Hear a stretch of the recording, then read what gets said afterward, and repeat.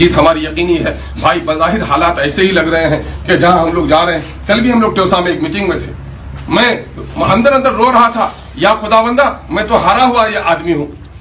लोग जीते हुए के लिए इतना इस्तकबाल नहीं करते हैं जितना मुझे हारे हुए लोगों के लिए। औरतें निकली हुई थी, बच्चे निकले हुए, जवान निकले हुए, कोई फूल का माला गले में डाल रहा था, कोई हाथों में गुलदस्ता पेश कर रहा था, कोई बाजू पर हमारे अपने वो साल पेश कर रहा था। लोगों में अल्लाह से दुआ करता हूं कि अल्लाह तूने जो लोगों के दिलों में इतनी मोहब्बत पैदा कर दी है, ए अल्लाह उसके मोहब्बतों के फरीजों को अदा करने की हमें तौफीक अता फरमा। मेरे भाइयों, इस वक्त हमारी लड़ाई सिर्फ बीजेपी के साथ नहीं है, बीजेपी के साथ हमारी लड़ाई है।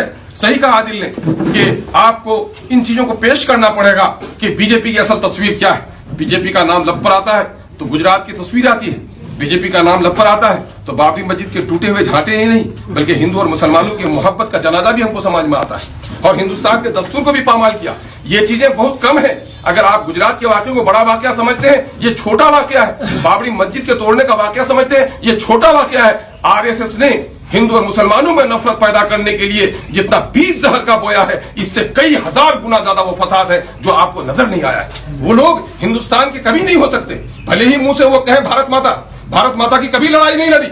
अंग्रेजों के साथ साजबाज करने वाले लोग हिंदुस्तान के कभी दोस्त नहीं हो सकते हैं। आज भी मोदी के आने के बाद देश की दौलत का बड़ा हिस्सा अगर बाहर गया है, करोड़पति अरबपति लोग बने हैं, गरीबों की हालत खराब हुई है, तो कभी माजी के हालात में इतनी खराब नहीं हुई जितनी इसमें खराब हुई है। आप देखेंगे कि बीजेपी दुश्मन है समाज की। लेकिन दूसरा पहलू जो है वो कांग्रेस क्या है, कांग्रेस ने क्या किया आपके साथ, आपको याद है?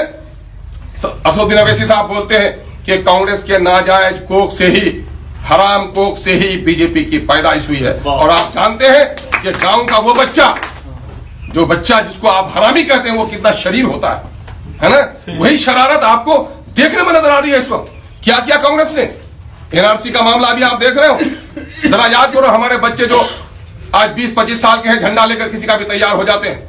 आप जरा याद करो कि आज कांग्रेस ने क्या गम दिया है लोगों को।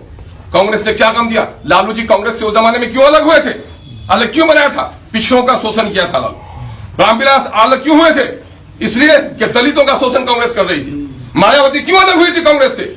इसलिए कि दलितों का शोषण कर रही थी कांग्रेस। लेकिन आज ये कांग्रेस उनके पीछे पीछे जाकर क्यों खड़ी हो रही है कि पासवान जी समझौता कर लो, मायावती जी समझौता कर लो। अब वो समझ लिया है कि इस पार्टी का लीडर खड़ा हो गया है, अब इसका शोषण नहीं कर पाएंगे, इसलिए उसे समझौता करने के लिए तैयार है। और आपके साथ इसलिए अब तक कोई तैयार नहीं हो सका है कि आपका कोई लीडर जन्म नहीं लिया है। आपका लीडर जिस दिन जन्म ले लेगा, आपके पैरों में गिर करके आपका समझौता करने लगेगा। आप ये बात जान लीजिए, क्या बिहार में लालू से पहले भी यादव थे कि नहीं? लेकिन यादव भाइयों की हालत लालू के आने के बाद जो बड़ी है, किसी के नजर से छुपी है? मेरे भाई, दलित थे कि नहीं यूपी में? मायावती से पहले दलित थे, लेकिन दलितों का शोषण हो रहा था, लोग जूते उठवा रहे थे उनसे। लेकिन मायावती जब बैठी तो जो जूते उठवा रहा था उनसे जूते उठवाने का काम करी ये नेत्री, आज नतीजा हुआ कि बड़ी ताकत बनकर खड़ी हो गई है। मेरे भाई, कांग्रेस की तारीफ को आपको मानना पड़ेगा। ये जो लोग हैं, कांग्रेस की ताजा तारीफ तो यही है कि आपके मजहब पर हमला हुआ, आपके ईमान पर हमला हुआ। बाबरी मस्जिद टूटी थी वहां पर, जहां चंद हजार लोग नमाज पढ़ते होंगे, लेकिन वो शरीयत जिस पर हिंदुस्तान का 25 करोड़ मुस्लिम आबादी यकीन रखती है, उस पर हमला हुआ पार्लियामेंट में। तलाक बिल, ये 25 करोड़ मुस्लिम अकीदे पर हमला था। और कांग्रेस की वो तस्वीर आई कि कांग्रेस का नुमाइंदा जो आपके वोट से नुमाइंदा बनकर वहां पर गया है, वो अपने शरीयत के मामले में भी जबान नहीं खोल सका, कांग्रेस का गुलाम बनकर रह गया। ये है कांग्रेस की तस्वीर। माजी की तरफ जाओ, कांग्रेस ने क्या किया? कांग्रेस ने यही किया, यही जो आप देख रहे हो। जब बांग्लादेश बना, बांग्लादेश के जो लोग आए, यकीनन हमारे भाई हैं, हम उनका इस्तेमाल करते, चाहे वो मुस्लिम हो हिंदू हो, लेकिन उसको लड़ाने का काम इसी कांग्रेस ने किया।